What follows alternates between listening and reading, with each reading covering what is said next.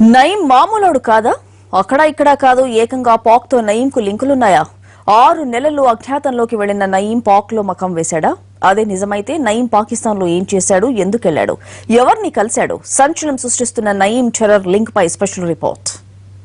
ఈ ఎపిసోడ్లో కొత్త విషయాలు బాంబుల్లా పేలుతున్నాయి. నమ్మశక్యం కాని నిజాలు విచారణలో వెలుగు చూస్తున్నాయి. నయీం అన్ని జిల్లాల్లో పొరుగు రాష్ట్రాల్లో దందాలు సాగించాడని అనుకుంటే ఏకంగా పొరుగు దేశాల్లోని అసాంఘిక శక్తులతో లింకులు పెట్టుకున్నాడన్న విషయం బయటపడుతోంది. నయీం గత చరిత్రను తవ్వితీస్తే దిమ్మ తిరిగిపోయే విషయాలెన్నో బయటపడుతున్నాయి.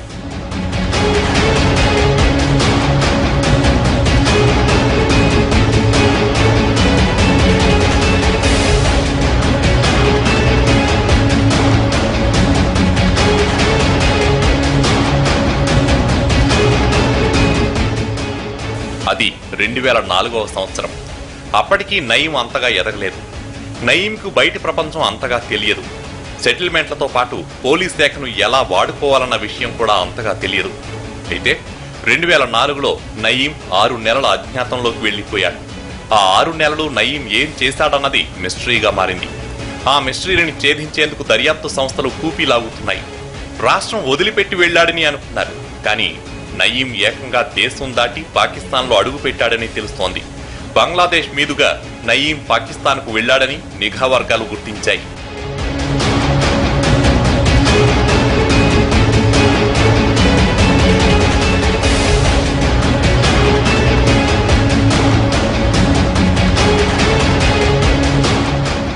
నయీం పాకిస్తాన్లో అడుగుపెట్టాడంటే ఖచ్చితంగా అక్కడి ఉగ్రవాదులతో చేతులు కలిపే ఉంటాడని భావిస్తున్నారు. కరడు కట్టిన నేరస్తుడైన రసూల్ ఖాన్ పట్టీని నయీం కలిశాడని తేలింది.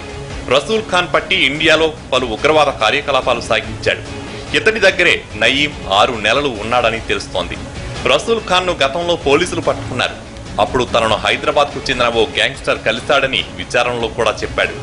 రసూల్ ఖాన్ నేరాంగీకార పత్రంలో కూడా నయీం ప్రస్తావన ఉంది. తాను నయీంకు ఆయుధాలు సరఫరా చేస్తానని రసూల్ ఖాన్ అంగీకరించాడు. రసూల్ కు ఇండియాలో ముఖ్యమైన అనుచరుడు కూడా ఉన్నాడు. అతనే ఖాజా. అక్రమ ఆయుధాలు కలిగి ఉన్నాడన్న ఆరోపణలపై ఖాజాను కూడా పోలీసులు కొన్నాళ్ల క్రితం అరెస్ట్ చేశారు.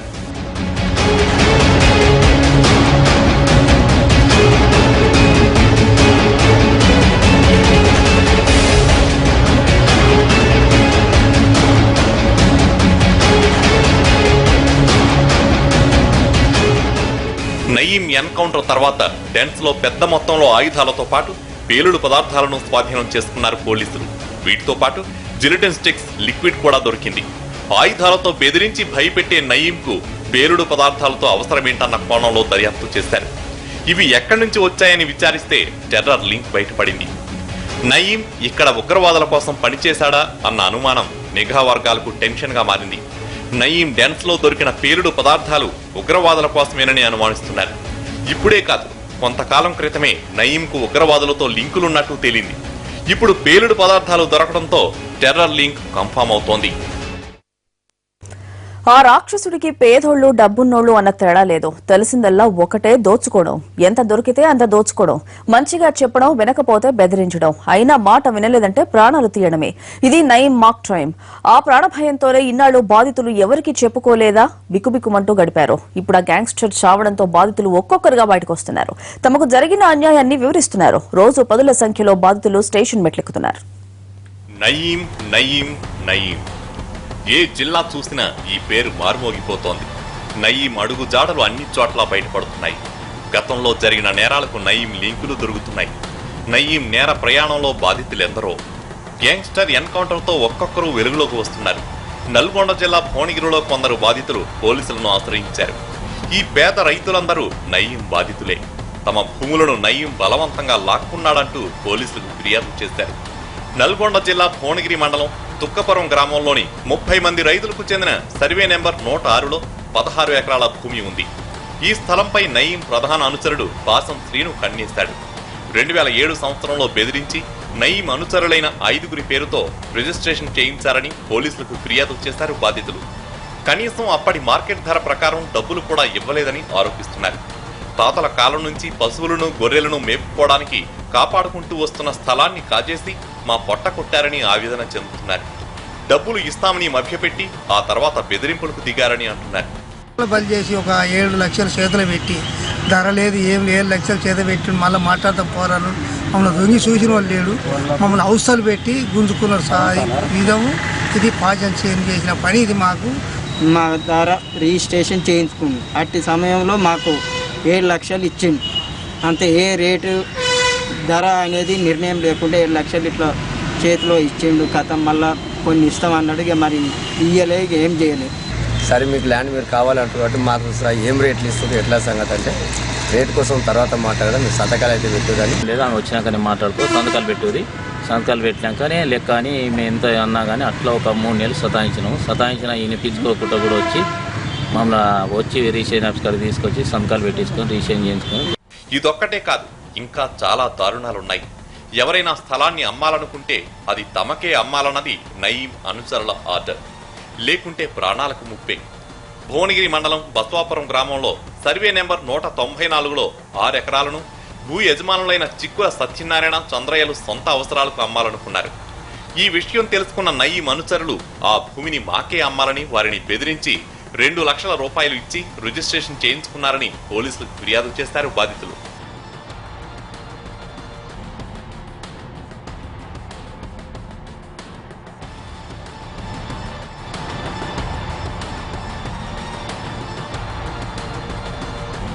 ఇలా భాయికి నచ్చిన భూమి ఉందంటే అది ఖాతాలో పడిపోవాల్సిందే.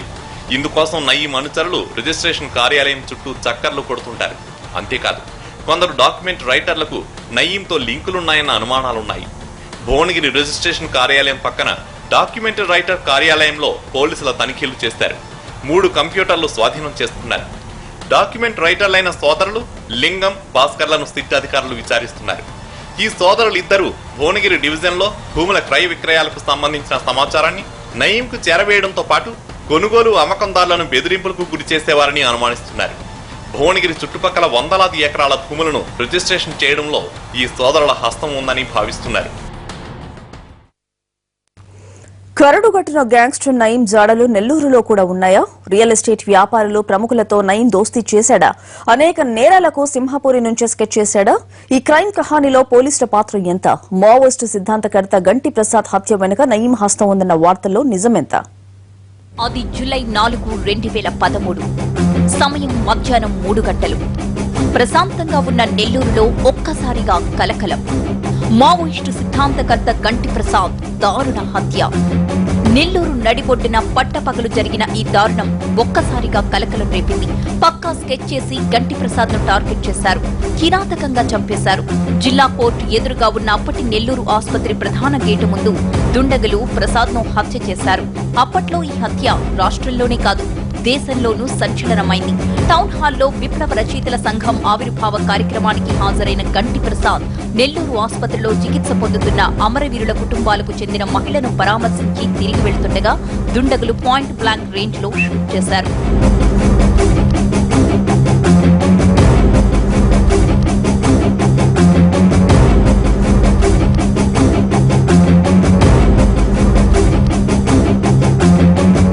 మూడేళ్ల క్రితం జరిగిన ఈ హత్య ఇప్పటికీ ఓ సంచలనమే. గంటి ప్రసాద్ ను పోలీసులే హత్య చేశారంటూ పౌర హక్కుల సంఘం, మావోయిస్టు బంధుమిత్రుల సంఘం ఆరోపించింది. ఆ తరువాత ఈ కేసు గురించి పట్టించుకున్న దాఖలాలు లేవు. పదే పౌర హక్కుల సంఘం నాయకులు డిమాండ్ చేసినప్పటికీ పోలీసుల నుంచి మౌనమే సమాధానమైంది. దీంతో పోలీసుల పాత్రపై సామాన్యుల్లోనూ అనుమానాలున్నాయి. నయీం ఎన్కౌంటర్ తో ఈ హత్యోదంతం మరోసారి లైమ్ లైట్ లోకొచ్చింది. గంటి ప్రసాద్ హత్య వెనుక నయీం సూత్రధారిగా ఉన్నాడన్న ప్రచారం ఊపందుకుంది. ఇది నయీం అనుచరుల అఘాయిత్యమేనన్న అనుమానాలకు బలం చేకూరుతోంది. దీనిపై ఇప్పటికే నెల్లూరు పోలీసులకు సిట్ సమాచారం అందించిందని తెలుస్తోంది. అంతేకాదు, ఈ కేసు పూర్వాపరాలను దర్యాప్తు బృందాలు పరిశీలిస్తున్నాయని సమాచారం.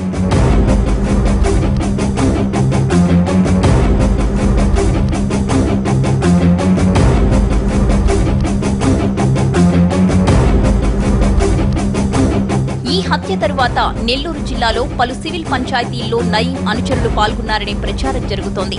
జిల్లాలో నయీంకు అనుచరులున్నారన్న చర్చ కూడా జరుగుతోంది.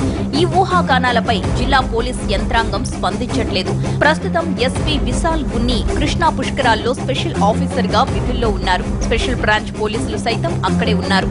దీనిపై తమకు ఎలాంటి సమాచారం లేదని ఆ విభాగానికి చెందిన కొందరు అధికారులు అంటున్నారు. మొత్తం మీద నయీం జాడలు నెల్లూరులో కూడా ఉన్నాయన్న ప్రచారం మాత్రం జిల్లా వాసులను ఉలిక్కి పడేలా చేస్తోంది.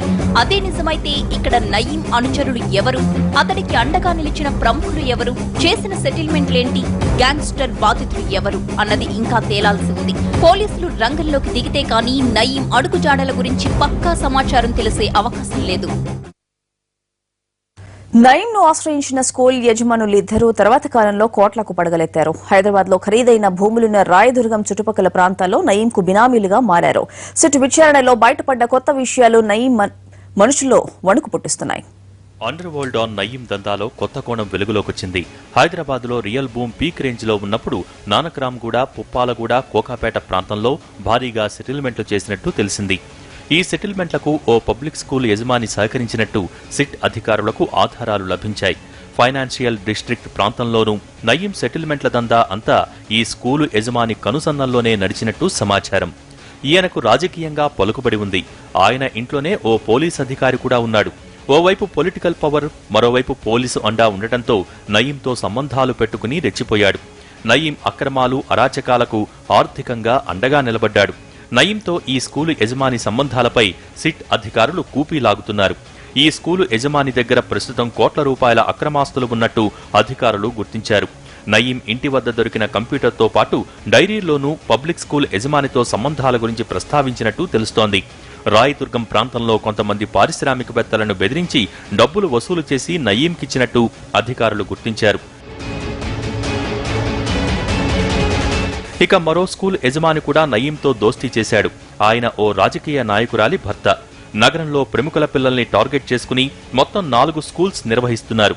ఈ స్కూళ్లన్నీ బంజారా హిల్స్, జూబ్లీ హిల్స్, మాదాపూర్ ఏరియాల్లోనే ఉన్నాయి. స్కూల్ యజమానురాలు ముందుగా ఒక వ్యాపారవేత్త, తరువాత కాలంలో ఒక రాజకీయ పార్టీలో చేరి పార్లమెంటుకు వెళ్లారు.